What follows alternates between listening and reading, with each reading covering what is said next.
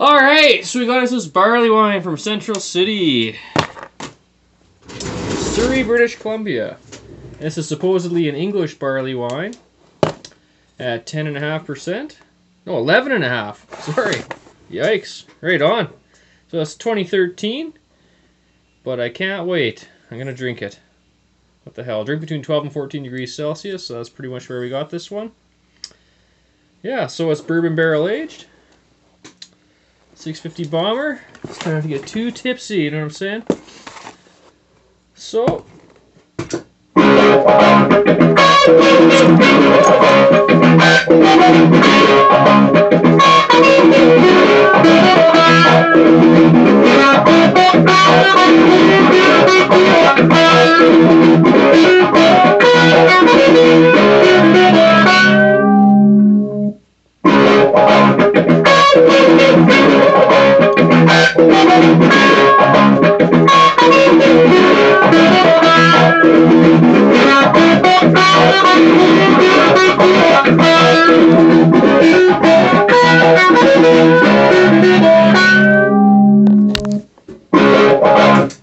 Alright, so plenty of carbonation there.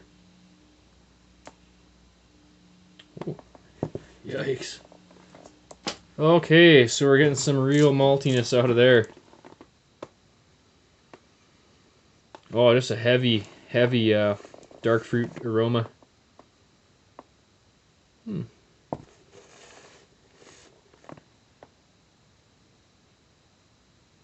Pretty interesting, pretty crackly carbonation. It's not quite as dense as I would think. It's quite it's dense in places, but there's a lot of larger bubbles, a lot of Rice Krispie action. So let's see how this holds up. As for the color, it's quite dark. Like I said, this is supposedly an English barley wine, so there's a little bit of slight reddish brown, but it's not that light.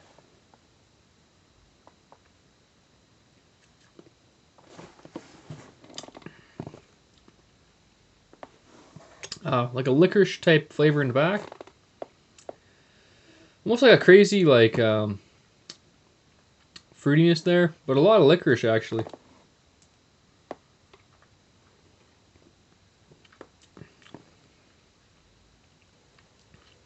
Wow. Yeah, it's packed full of flavor, no doubt, right?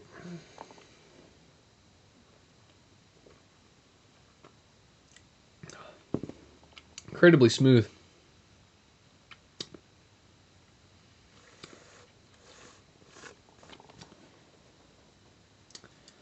Yeah. I don't know, it's so far fairly simple. This big licorice kind of heavy sticky maltiness. But like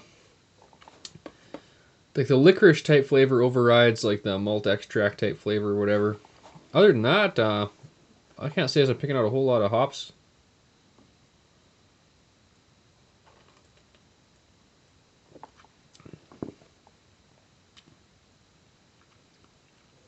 Holy shit, it's just like heavy licoriciness. I guess you could drink it fairly fast considering, but I mean, this is like a flavor bomb though. I mean, there's like, this is heavy, thick shit. It's like licorice juice.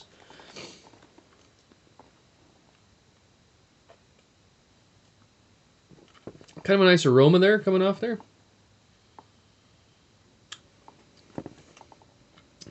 I guess it's fairly complex. You might want to let this one warm up a little bit.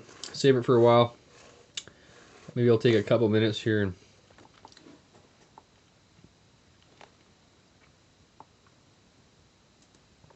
almost like a smokiness type thing. Oh, I guess that's probably from the bourbon barrel. That's what I'm tasting. It's kind of like the char from the bourbon barrel. And I'm getting a bit of bourbon now. It's kind of like, what the hell is that? And I keep forgetting that this is bourbon barrel aged. So yeah, you're definitely getting that, along with a huge licorice note, and of course an incredible amount of malt, being 11.5%. Maybe that's why the head's behaving a little bit oddly, just from the barrel aging. I'm suspicious that can happen with the ones that I've tried.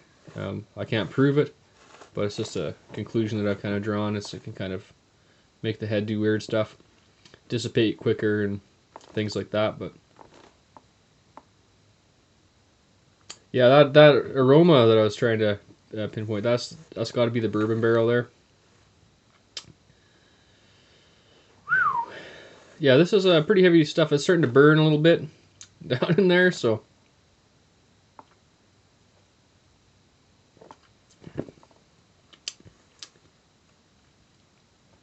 And some of these barrel-aged beers, I kind of get this type of flavor out of them.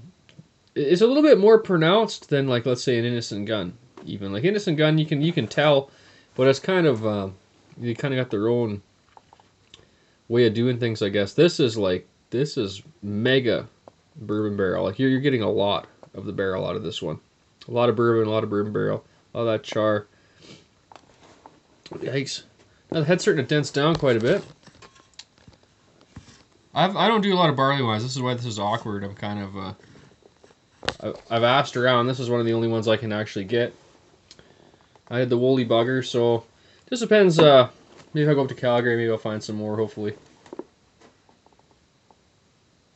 Yeah, almost like a toasted marshmallow type aroma, like one that's been burnt on a campfire.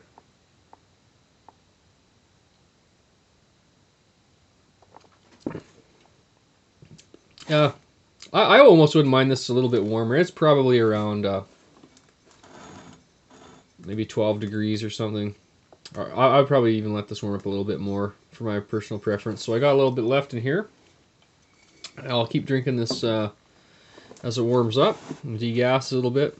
It's quite effervescent in a way. Like it's pretty reactive with the carbonation here. So we'll have to kind of try and get a little bit of that out. Let it warm up. I think it'll improve a bit more. You are getting like a burnt marshmallow taste out of it. I think that's only going to get better. And typically, what I find is you start to get a little more oak out of these barrel-aged ones as they warm up. And that ought to be nice. So it's almost not fair to give it a rate unless you sit here for an hour drinking this stuff. But I'd say it's definitely a picker-upper. This is a pretty good deal.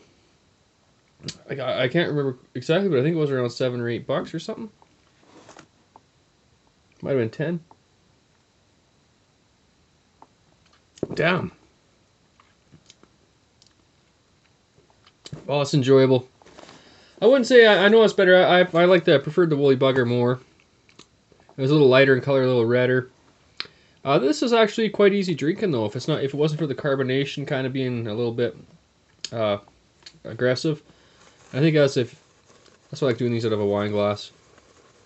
These type of beers, if you need to get rid of some CO2, it's not too big of a deal. Yeah, that just creams right up now. I don't know.